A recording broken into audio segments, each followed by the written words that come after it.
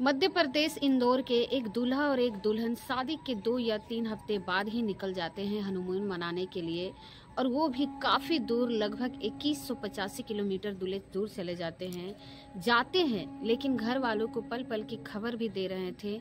लेकिन कुछ होता क्या है कि अचानक से उसका संपर्क टूट जाता है और घर वाले काफ़ी इंतज़ार करते रहते हैं। लगभग 24 घंटे से ज़्यादा का समय बीत जाता है। फिर घर वाले काफ़ी परेशान हो जाते हैं कि आखिरकार करे तो क्या करें। तभी दूल्हा और दुल्हन का जो भाई और बहन रहते हैं, दोनों भाई मिलकर उसी जगह जहाँ पे दूल्हा दुल्हन हनीमून मनाने के लिए निकले थे, वहीं पर 2185 किलोमीटर दूर पहुँच जाता है। और वहाँ जाने के बाद दुल्हन का भाई अपनी बहन को ढूंढता है और दूल्हे का भाई अपना भाई को ढूंढने लगता है। आसपास के लोगों से पूछताछ करता है, लेकिन आसपास के लोगों से कुछ मदद नहीं हो पा रहा था। तभी दोनों के दिमाग में एक बात आती है कि पुलिस स्टेशन जाते हैं, वहां से भी कुछ अता पता नहीं चलता है। तभी दोनों के दिमाग में एक और ख्याल आता है, क्यों ना मीडिया पर, सोशल मीडिया पर जो काम करने वाले इन्फ्लुएंसर होते हैं, उनसे मदद मांगी जाए। कुछ यूट्यूबरों से, कुछ वैसे ही लोगों से मदद मांगते हैं कि अगर ये दूल्हा और दुल्हन का जो फोटो है, वो दोनों फोटो दिखाया जाता है कुछ यूट्यूबरों को और उन लोगों को कि ये अचानक से लापता हो गया है। जो ये दूल्हा और दुल्हन के बारे में सूचना देगा, उसे हम इनाम के तौर पर 5 लाख रुपए भी देंगे। बस उन्हें ये कहने की देरी थी और दूल्हा और दुल्हन कहते हैं कि बस मुझे दूल्हा दुल्हन के भाई जो कहते हैं कि बस मुझे ये ढूंढवाने में मदद कर दीजिए। बस फिर क्या था, इसके बाद ये फोटो सोशल मीडिया पर इस कदर वायरल हो जाता है कि शायद ही कोई ऐसा शायद ही कोई ऐसा प्रदेश होगा या फिर शायद ही कोई ऐसा व्यक्ति होगा जिसके मोबाइल पर ये फोटो ना आया होगा। चाहे वो उस प्रदेश का मुख्यमंत्री हो जहाँ पे वो लोग घूमने के लिए गए थे, या फिर गृह मंत्री के मोबाइल में भी ये फोटो पहुँच जाता है। जब वो सब कोई सक्रिय हो जाते हैं तो पुलिस गंभीरता से नहीं ले रही थी, वो भी सक्रिय हो जाते हैं और बड़ी तेजी के साथ तलाश शुरू कर देते हैं। जिसकी कतई उम्मीद नहीं था, जिसकी कतई कोई उम्मीद नहीं कर सकता था कि ऐसा हो सकता है, उसके बाद होता ऐसा ही है। उसके बाद घर वालों का रो रो के बुरा हाल हो जाता है। दरअसल होता यह है कि जो दूल्हा है वो मिलता है, लेकिन वो मिलता ज़रूर है, लेकिन वो मरे हुए स्थिति में मिलता है और दुल्हन अभी तक नहीं मिलती है। उसकी तलाश अभी भी जारी रहती है। परिवार वाले ये सोच के परेशान हैं और ये आखिरकार हुआ क्या था। आज की इस कहानी के माध्यम से हम ये जानने की कोशिश करेंगे, ये समझने की कोशिश करेंगे कि दूल्हा दुल्हन तो निकले थे हनीमून मनाने के लिए, लेकिन आखिरकार उसके साथ ये क्या हुआ, ये कैसे हुआ। तो आइए जानते हैं आज की कहानी में। उससे पहले अगर आप हमारे चैनल पर पहली बार हैं तो हमारे चैनल को सब्सक्राइब करें, वीडियो को लाइक करें, और अगर आपको हमारी मेहनत पसंद आई हो तो एक लाइक ज़रूर करें। आज की जो सच्ची घटना है जो मैं आपको सुनाने जा रही हूँ, ये सच्ची घटना है मध्य प्रदेश का एक जगह है इंदौर, और इंदौर में ही एक जगह लगता है कैट रोड नाम जाकर साकर नगर। वहीं का रहने वाला एक लड़का होता है जिसकी उम्र मात्र 30 साल होता है और उसका नाम होता है राजा रघुवंशी, जो कि ट्रांसपोर्ट का काम किया करता था। और उसकी मुलाकात एक सोनम नाम की लड़की से हो जाती है। जो कंपनी जो सोनम होती है वो प्लाईवुड कंपनी की एचआर का काम करती है। 2 महीने पहले दोनों की मुलाकात होती है और आपस में बातचीत करते करते कब प्यार में बदल जाता है, दोस्ती, पता ही नहीं चलता है। और इसके जो लड़के के घर वाले हैं, यानी कि राजा रघुवंशी के जो घर वाले हैं, वो उनको भी पता चल जाता है। तो वो दोनों परिवार वालों की रजामंदी के बाद, सहमति के बाद दोनों की शादी तय हो जाती है। और दोनों की शादी, पंडित जो है वो तारीख निकालते हैं 11 मई 2025। 11 मई 2025 को दोनों का शादी हो जाता है, शुभ लगन होता है और बहुत खुश, परिवार वाले भी बहुत खुश थे और जो दूल्हा और दुल्हन थे वो दोनों भी बहुत खुश थे। और उसमें से जो सोनम रहती है, यानी कि जो दूल्हा का पत्नी रहती है, वो बोलती है कि क्यों ना हमें घूमने के लिए बाहर जाएं। तो दुल्हन जो दूल्हा रहता है वो बोलता है कि ठीक है चलते हैं। तभी दोनों बैठ कर प्लान बनाते हैं। तो जो दुल्हन रहता है, मतलब जो दूल्हा रहता है, यानी कि रघुवंशी जो रहते हैं, राजा रघुवंशी, वो अपनी पत्नी से कहता है कि तुम ही बताओ कहाँ घूमने के लिए जाना है, क्योंकि हमने तो बहुत जगह घूम रखा है, मुझे कोई आइडिया नहीं है, तुम बताओ। तो सोनम बोलती है कि ठीक है, एक जगह चलते हैं, जब वो नाम लेती है वो जगह, तो फिर वो जो दूल्हा रहता है वो बोलता है नहीं वो जगह घुमा हुआ है, तो फिर वहाँ नहीं कहीं और चलते हैं। तो जो दुल्हन रहती है वो बोलती है कि ठीक है, एक जगह और चलते हैं जहाँ पर माँ कामाख्या देवी का मंदिर है, वहाँ पे दर्शन भी कर लेंगे और हम लोग घूमने के लिए आ जाया भी करेंगे। और वो घूमने के लिए निकल जाता है और ये जगह तय होता है सबसे पहले कि हाँ माँ कामाख्या का दर्शन करने जाना, ये जगह तय होती है। और फिर वहाँ से गुवाहाटी के पास एक जगह है शिलोंग, जो कि मेघालय प्रदेश की राजधानी लगती है। बहुत अच्छी खासी जगह है, झरने हैं, पहाड़ियाँ हैं, हम लोगों को वहीं चलना चाहिए। और इसके बाद फिर दुल्हन अपनी तरफ से ही हवाई जहाज़ के जो टिकट थे, फ्लाइट के टिकट थे, तय कर लेती है और ये दिन तारीख भी तय कर लेती है कि हमें जाना कब है और वापस लौटकर कब आना है। उसके लिए क्या क्या प्लानिंग होती है, क्या क्या पैकेजिंग होती है, जो हो सकता था, क्या क्या सामान लेके जाते हैं, पूरी तैयारी के साथ घर से निकल जाते हैं। और जब घर से निकलते हैं तो उस दिन तारीख होती है 20 मई 2025 को। इनकी जो फ्लाइट थी वो इंदौर से चलती है और सीधे बेंगलुरु पहुंचती है और बेंगलुरु से गुवाहाटी जाती है। गुवाहाटी जाने के बाद ये सबसे पहले दर्शन करते हैं माँ कामाख्या देवी के, और दर्शन करने के बाद फिर यहाँ से अब शिलोंग की यात्रा की तरफ निकल जाते हैं। जो भी हो रहा था, जहाँ भी जा रहे थे, जहाँ भी कुछ कर रहे थे, वो सारी जानकारियाँ अपने परिवार वाले को पल पल की दे रहे थे। सब बहुत खुश थे, खुशियों के जो पल थे आसपास में शेयर भी कर रहे थे। और ऐसे करते करते 23 मई 2025 की दोपहर 1:45 के आसपास जो इस दुल्हन की सास होती है उमा देवी, उनका जो बहू है उसको फोन करती है।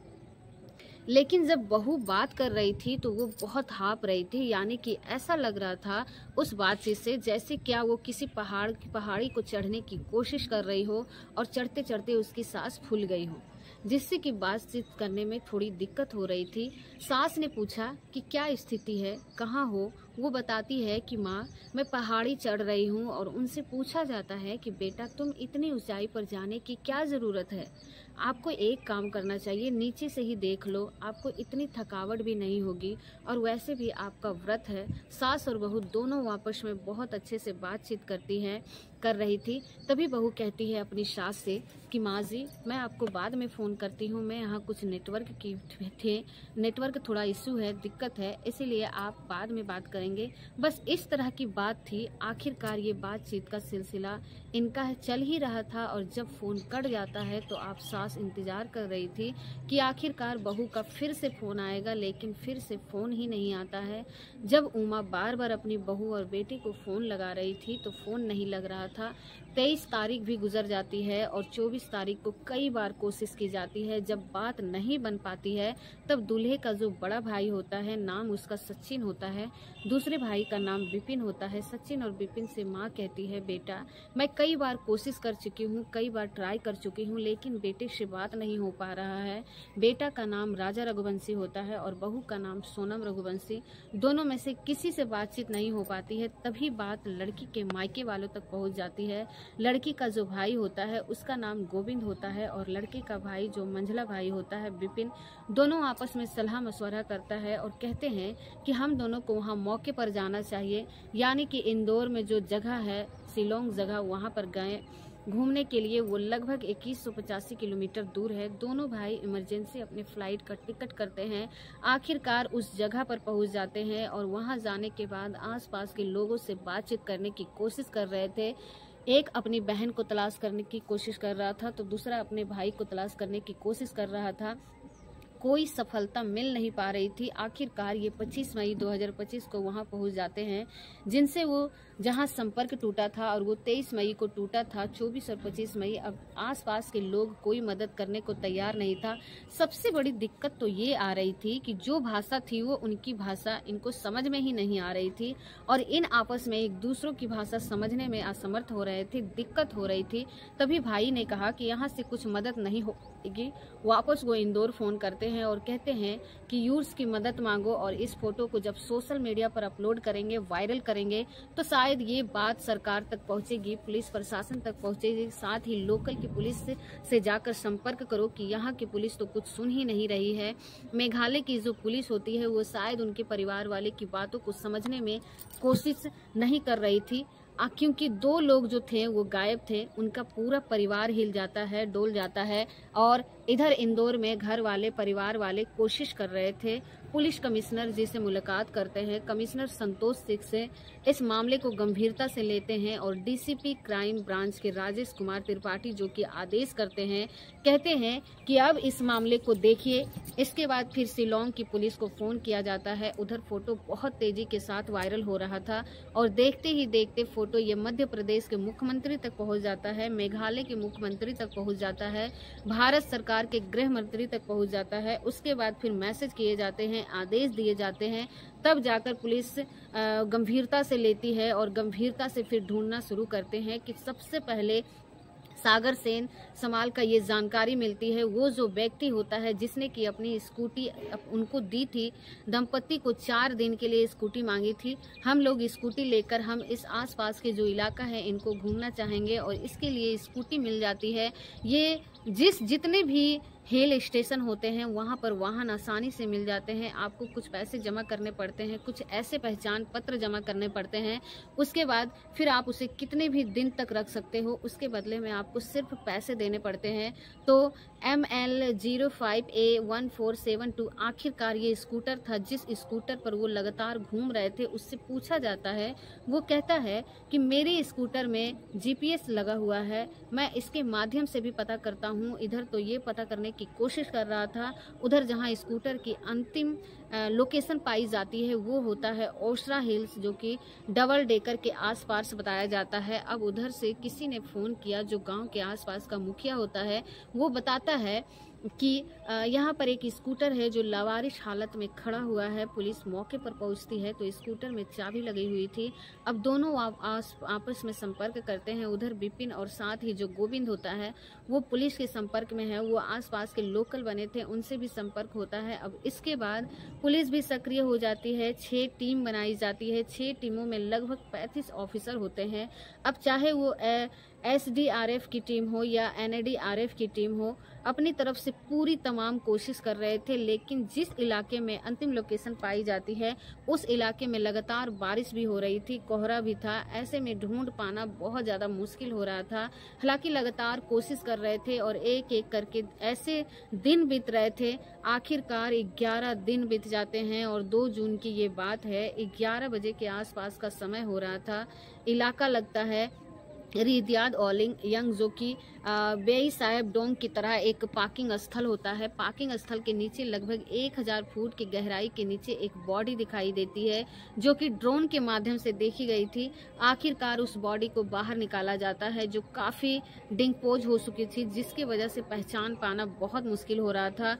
घर वाले, परिवार वाले जो होते हैं, आखिरकार वो आसपास थे, उनको दिखाया जाता है कि क्या आप देख सकते हैं एक बॉडी मिली है। बॉडी को देखकर हालांकि चेहरे से तो पहचान नहीं हो रही थी, लेकिन सीधे हाथ पर लिखा हुआ था राजा, और राजा ही गायब था।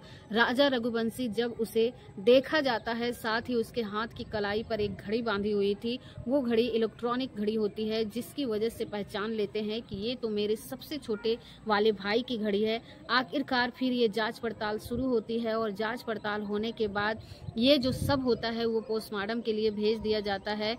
शिलोंग नॉर्थ ईस्टर्न एक जगह लगती है, वहां पर इंदिरा गांधी क्षेत्रीय स्वास्थ्य एवं विज्ञान संस्थान होता है। वहां बॉडी को पोस्टमार्टम के लिए भेज जाता है। पोस्टमार्टम की तैयारी हो जाती है, लेकिन जो दुल्हन होती है वो मिल नहीं पाती है। आखिरकार जो दूल्हे के भाई होते हैं, परिवार वाले होते हैं, उन्होंने मीडिया में बयान दिया और मीडिया में बयान देने के बाद वो कहते हैं कि जहां पर स्कूटी मिली थी, स्कूटी से लगभग 30-25 किलोमीटर दूर लाश का मिलना अपने आप में कई तरह के सवाल खड़े कर रहा है। साथ ही जहां पर ये लाश मिली है वहां पर पार्किंग स्थल है जो कि सीमेंटेड एक बैरिकेडिंग है, जहां से लांघ पाना उसको बहुत मुश्किल काम है। लेकिन उसके बाद वो लांघ कर कैसे गए और लांघ जाते हैं और उसके बाद वो 1000 फुट की गहराई पर कैसे गिर जाते हैं, इससे तो साफ लगता है कि उसके साथ कुछ न कुछ ऐसा गलत हुआ है।